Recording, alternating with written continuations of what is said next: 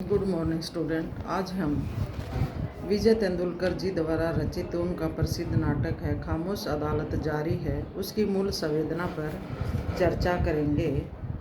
खामोश अदालत जारी है नाटक का उद्देश्य। किसी रचना या नाटक की मूल संवेदना या उद्देश्य का अर्थ है उसमें निहित संदेश जो पाठकों को किसी विषय पर चिंतन करने को प्रेरित करता है।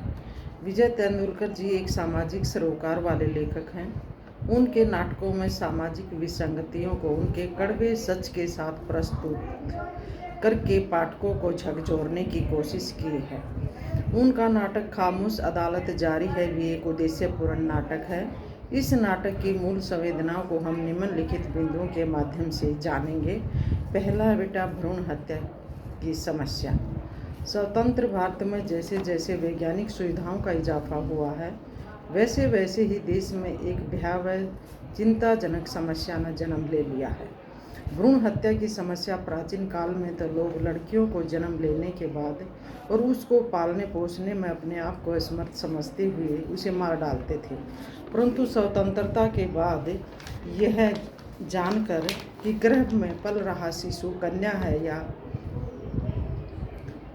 लड़का है तो कन्या समझकर बेटा उसको गर्भ में ही मार डालते हैं। वर्तमान समय में भ्रूण हत्या हम पुरुष भ्रूण हत्या भी देखने को मिलती है। लड़कियां पहले अपने पुरुष प्रेम के बहकावे में आकर अपने आप को उसको सब कुछ समर्पित कर देती हैं। बाद में जब वो गर्भवती हो जाती हैं तो उसका जो पुरुष मित्र है उसे विवाह करने से इनकार कर देता है। तो लेखक भ्रूण हत्या को एक गंभीर समस्या को देखता है बेटा इस नाटक में, और उसके पात्र से कहलवाता भी है कि इस अभियोग का सामाजिक दृष्टि से भी कितना महत्व है। सुखात में भ्रूण हत्या का प्रश्न अपने आप में एक जबरदस्त सामाजिक समस्या है। दूसरी है बेटा अवैध संतान की समस्या। हमारे देश की सामाजिक व्यवस्था इस प्रकार से है कि इस देश में स्त्री पुरुष के विवाह के बिना यदि कोई स्त्री माँ बन जाती है तो उसकी संतान को अवैध संतान का नाम दिया जाता है और समाज में बेटा उसे अपवित्र माना जाता है और बार बार उसका तिरस्कार भी होता है। उसे अछूत समझते हुए लोग उसे घृणा की दृष्टि से देखते हैं। इस संतान का जन्म देने वाली जो उसकी माँ है समाज की दृष्टि में बेटा उसे विभिन्न नाम दिए गए हैं। उल्टा है, दुष्चरित्र है, बद चलन आदि उसे नामों से पुकारा जाता है। विजय तेंदुलकर जी ने भी अपने इस नाटक में भ्रूण हत्या की समस्या के साथ साथ अवैध संतान की समस्या को भी मुखरित किया है। समाज का प्रतिनिधित्व करते हुए वकील सुखात में कहता है कि भ्रूण हत्या अत्यंत पतित कर्म है और उससे भी पतित कर्म किसी अवैध संतान को पाल पोस कर बड़ा करना है। इससे बेटा इसको बढ़ावा मिलने से समाज में जो है ये विवाह संस्था जैसी चीज़ें हैं ये ख़त्म हो जाएंगी। अनाचार और पापाचार का फिर बोलबाला हो जाएगा। संस्कार युक्त जो हमारा समाज है बेटा ये बड़ा सुंदर सपना है हमारा, वह देखते देखते ही मिट्टी में मिल जाएगा, ऐसा कहना है सुखात्मा का।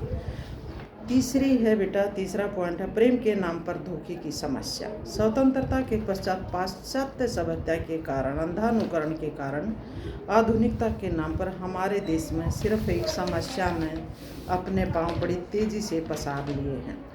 वह है प्रेम के नाम पर पुरुष द्वारा स्त्री को धोखा देना। स्त्री प्रेम के नाम पर धोखा खाने की जो है बेटा ये नहीं है कि क्योंकि मैं तो मानती हूँ कि दोनों ही उत्तरदायित्व हैं, स्त्री भी और पुरुष भी दोनों ही बराबर के जिम्मेदार हैं। वस्तुतः पुरुष हो या स्त्री इसमें प्रेम संबंधों के नाम पर यौनाकर्षण बेटा इतना बढ़ गया है कि वह अपनी यौन तृप्ति को ही प्रेम समझ बैठते हैं। ये गलती करते हैं। इस यौन तृप्ति का परिणाम जब सामने आता है तो पुरुष साथी अपनी महिला मित्र से इस प्रकार पल्ला झाड़ लेता है मानो वह उसे जानता तक नहीं है। उस समय उसे सामाजिक जो प्रतिष्ठा है बेटा वो डूबती नजर आने लगती है। इस प्रकार स्त्री के पास पुरुष के समक्ष गिराने के सिवा और कोई चारा नहीं। वह उसे विवाह करना चाहते लेकिन वह अपने समाज की दुहाई देकर उसे वही बीच रास्ते में छोड़कर अपना पल्ला झाड़ लेता है। वो जिम्मेवारी वो लेना ही नहीं चाहता और इस प्रकार जो स्त्री है वो प्रेम में धोखा खा जाती है। वैसे तो दोनों ही आजकल हम समाज में देखते हैं कि दोनों ही बराबर के जिम्मेदार हैं, स्त्री भी और पुरुष भी। ये पुरुष भी धोखे का शिकार होते हैं और स्त्री भी, दोनों ही। अगली विशेषता है स्त्री चंचलता की समस्या भी है। उपर्युक्त नाटक में लेखक ने स्त्री चंचलता की समस्या, स्त्री द्वारा स्वतंत्रता को आज़ादी समझने के मूल को भी स्त्री की नैतिक पतन के कारण माना है बेटा, देखा गया है। लेखक स्त्री द्वारा व्यक्तिगत रूप से पैसा कमाने की जो लत है उसको भी स्त्री के लिए एक समस्या के रूप में देखता है, ऐसे लेखक का कहना है। लेखक जानता है कि भारतीय समाज के जो व्यवस्था है कुछ इस प्रकार की है। यहाँ स्त्री को पुरुष की अपेक्षा अधिक संयम से रहने की अपेक्षा हमेशा स्त्री से ही की जाती है। जिस स्त्री में संयम का अभाव दिखाई देता है वह अपने लिए स्वयं अनेक प्रकार की बेटा समस्याएं आमंत्रित कर लेती है। इस प्रवृत्ति का उल्लेख करते हुए मिसेज काशीकर द्वारा अपने बयान में वो कहती है कि जब बिना शादी किए ही सब कुछ मिल जाए तो फिर ज़रूरत ही क्या है शादी करने की। आजकल तो यही सब चाहती हैं, सुख सुविधा, सबको यही अच्छा लगता है, मगर वो जिम्मेदारी लेना नहीं चाहती। मीठा और कड़वा यूँ ही तुम्हें बताती हूँ सुखात में हमारे समय में एक से एक काली कलूटी नकली कुबड़ा लड़कियों की शादी हो जाती थी। लेकिन आज क्या है बेटा, दोनों ही लड़का हो या लड़की इस जिम्मेदारी से वो मुक्त होना चाहते हैं, क्योंकि बिना शादी के ही ऐसे नियम बना दिए जाते हैं वो रिलेशनशिप में रह सकते हैं। तो ये हमारे समाज के लिए अच्छा नहीं है। अगला है बेटा पुरुष प्रधान समाज पर भी व्यंग करता है लेखक। विजय तेंदुलकर जी ने अपने इस नाटक में पुरुष प्रधान समाज पर भी व्यंग किया है। लेखक ने स्पष्ट किया है कि प्रेम के नाम पर यौन संबंधों को बनाने के लिए बेशक स्त्री और या पुरुष दोनों ही उत्तरदायी हैं, परंतु इसका दुष्परिणाम हमेशा स्त्री को ही भुगतना पड़ता है।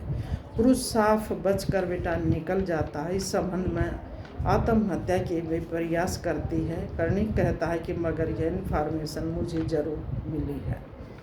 तो हमने ये देखा भी है कि बेटा ज़्यादातर स्त्री को ही कोसा जाता है और उसे ही उसका परिणाम भुगतना भी पड़ता है। तो लेखक भी बताना चाहता है कि पुरुष प्रधान समाज में हमेशा स्त्री को ही झुकना पड़ता है और उसे ही वही धोखे की ज़्यादा शिकार भी होती है। तो निष्कर्ष रूप में इस प्रकार कहा जा सकता है कि यह एक उद्देश्यपूर्ण नाटक है। भ्रूण हत्या की समस्या, अवैध संतान की समस्या, प्रेम के नाम पर धोखे की समस्या, स्त्री चंचलता के क्या क्या दुष्परिणाम हैं और पुरुष प्रधान समाज पर व्यंग करना इस नाटक की बेटा ये मूल संवेदना है। और लेखक ने जो भी ये पॉइंट हमारे सामने रखे हैं बेटा बिल्कुल यथार्थ हमें नज़र आता है और हम आज देखते भी हैं। जो ये विभिन्न जो सारी की जो समस्या बेटा इस नाटक में दिखाई हैं वो आम समस्याएं हैं। हम सारे के सारे इन समस्याओं से बेटा परिचित हैं, यानी कि नाटककार ने यथार्थ वर्णन किया है जो हमारे समाज में जो जो समस्याएं हैं पहले भी थी बेटा और आज भी ये विकराल रूप धारण कर रही हैं। तो ये जो नाटक है तो जो समस्याएं उठाई हैं बेटा जो मूल संवेदना ये स्टिक बैठती हैं। धन्यवाद।